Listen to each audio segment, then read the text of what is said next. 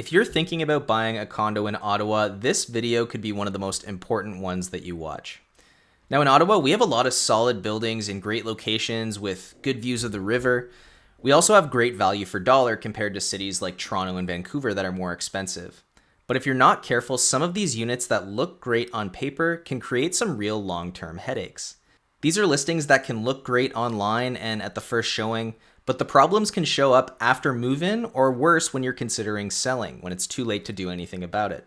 Today, I'm going to go through 9 condo types that I would never buy and what to look for instead. The condo market in Ottawa has shifted. Months of inventory is higher than I can ever remember, so you're in a good position as a condo buyer to avoid these trouble spots and negotiate on the units that could have these problems, or better yet, go and find something that's a better fit and less risky for you. Now, number 1 is going to sound a little bit backwards, but it's low monthly condo fees, unusually low fees. These can be a massive red flag. Condo fees are the lifeblood of the building. They cover off on repairs that need to be done. When you're buying a condo unit, you're not just buying the unit, you're buying into the entire development. You're buying into the condo corporation. And you need to make sure that there's a robust budget in place in order to maintain the parts of the building that are outside of your unit.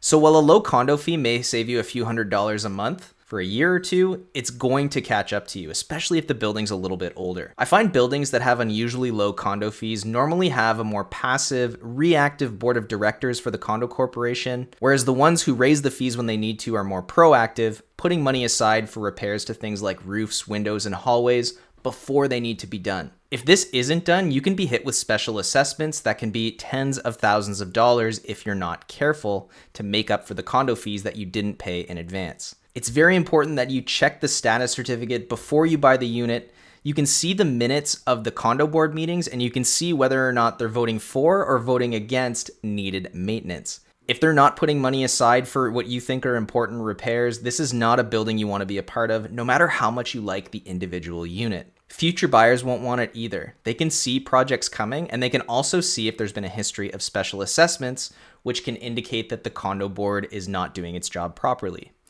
Now, you obviously don't want obnoxiously high condo fees, even in an older building, because this can have a negative impact on the value of the unit, but you need to find a middle ground. The low ones can be just as scary, if not more so. At least with the high condo fees, you know what you're getting. You want to make sure the fees are high enough so that the building sustains itself. Pay particular attention if you're buying into buildings that are between 25 and 30 years old. This is usually the time when major infrastructure needs replacement. Think roofs, elevators, windows, heating, that kind of thing. Big ticket items. There's a lot of older condos like this in places like Centertown, the Glebe, Old Ottawa East along the river, those sorts of places. The fees need to reflect the reality of those upcoming costs. So if you see really low fees in one of those buildings, it's not necessarily the good thing that you think it is. Make sure that they have put money aside for what's needed. Now, number 2, we'll just cover quickly because it ties in pretty closely with number 1, but that is poor reserve fund planning, which we talked about a little bit already.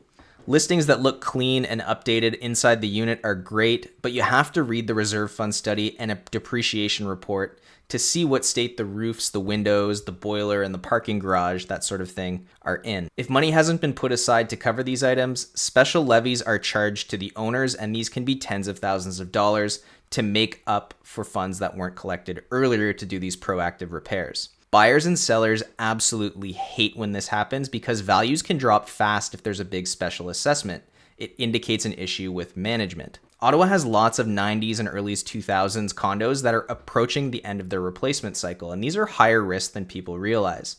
Make sure you and your lawyer review the reserve fund study, past AGM minutes, and make sure that there's a healthy reserve to minimize any surprises. There's no way they can head off every expense. Sometimes stuff happens, but make sure they have done their due diligence. If the reserve fund looks low, like below $3,000 to $500 per unit, dig deeper. It may be that they have just completed a big project. Sometimes it can be lower because of that, but the only way to confirm that is to take a close look through the reading minutes and the expenditures. Now, number 3 can be a little bit of a tricky one. It's units that face major roads. And depending on the time of day you go to see the unit, maybe you go see it on a weekend or in the evening, you might not realize that there's almost constant noise on the road. Ottawa is growing, traffic is heavier, and units backing onto roads like Bank, Baseline, Hunt Club, Maryvale, that sort of thing, you're gonna get noise most of the day, even if you won't always on the weekend and the overnights. If you're the person who's gonna be living in this condo, that can be a big lifestyle problem that's difficult to fix. And you'll notice that units that face towards the road will normally sell for less than those that face a quiet setting. You can't open the windows, there's traffic late at night sometimes, and you will lose privacy. If you're buying this unit as a rental, potential tenants will use this to negotiate against you, and they will want a discounted rate compared to other units in the building. Units facing busy roads sit on the market for longer, they sell for less, and we see this all the time. Buyers imagine a quiet coffee out on their balcony, and suddenly they're facing a 4-lane road with buses every 10 minutes, and that dream just evaporates. So what you can do to protect yourself against this is make sure that you walk the area different times of the day. Don't just come for your showing. Come back in the daytime, come back at night, come back during the week and on the weekend. Get a good feel for what the community's like. If noise is an issue, skip it because that's something you can't really do anything about. Look for courtyard units, units that face green space, or units that are on quieter side streets. Number 4 is one that's increasingly common as the condo inventory in Ottawa ages, and that's no proper cooling or outdated HVAC. Ottawa summers can get up to 30 to 35 degrees pretty routinely in July and August, and with the humidity, it can be even worse than that. A unit without proper cooling is going to lead to problems for comfort and for resale. Older buildings will often rely on portable window unit AC, which are outdated systems that can barely keep up, and they can be expensive as far as the monthly hydro bill goes. Old heating systems can force costly repairs. Buyers today expect decent air conditioning. When it doesn't meet the expectation, the resale value drops. For investment, the rental appeal drops as well. When you're looking at condos, especially older ones, look to see if there's updated heat pump systems rather than like baseboard heating and window unit AC. See if there's updated mechanical or clear plans to replace the aging equipment. This protects you today and secures your investment long term. Number 5 is construction issues or development problems. And there are a few specific examples in Ottawa that I'm not going to name, but you will probably know what they are if you have spent any time around the condo scene. There were waves of new developments the last several years. Most deliver quality. There are a lot of great units in Ottawa, but some don't. Some projects have delays, unfinished amenities, and ongoing issues with things like plumbing or HVAC after the residents move in. These are new buildings.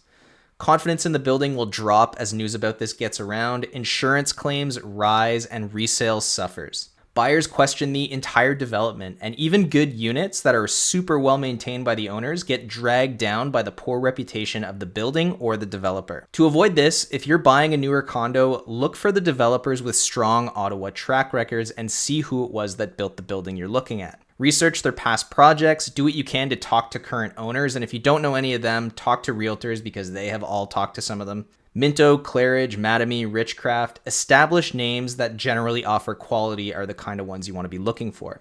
Even with well-established builders though, do your homework. Newer buildings with patterns of defects or warranty claims or lawsuits are something you should absolutely avoid. Do your due diligence or have your lawyer do it for you. Again, a lot of this will be in the status certificate documents that we've talked about already. Now, number 6 is less of an issue in Ottawa than in some other cities, but it's micro units that are just too small to comfortably live in. There have been a trend towards micro units in the last few years, like I'm talking under 500 square feet. They look modern and efficient, and when you're thinking about it on a theoretical level, it can sound like a good deal, but it is not once you get in there. Banks don't like lending on these places anymore. Renters move in and out more often because they realize how tight the space is, and there's limited resale appeal. When the market softens like it's starting to now in the condo market in Ottawa, there are very deep price adjustments that have to happen in order for these units to sell, more than the older or larger units. Buyers often see these places and are won over by the nice countertops and flooring and wall-to-wall windows, and they think they can adjust, but 6 months later, they're calling to list again, and in this market, that is not a good proposition. The recommendation here is to make sure you're looking at livable layouts. Not just square footage, but design. Make sure there's some separation of space, proper storage, and like real functionality. Could you actually live here and be happy for a longer period of time? A good layout performs better even when it costs more upfront. It's going to maintain your investment better when it comes to resale. Number 7 goes hand in hand with the smaller units, but it's poor floor plans. And I'm not just talking about square footage.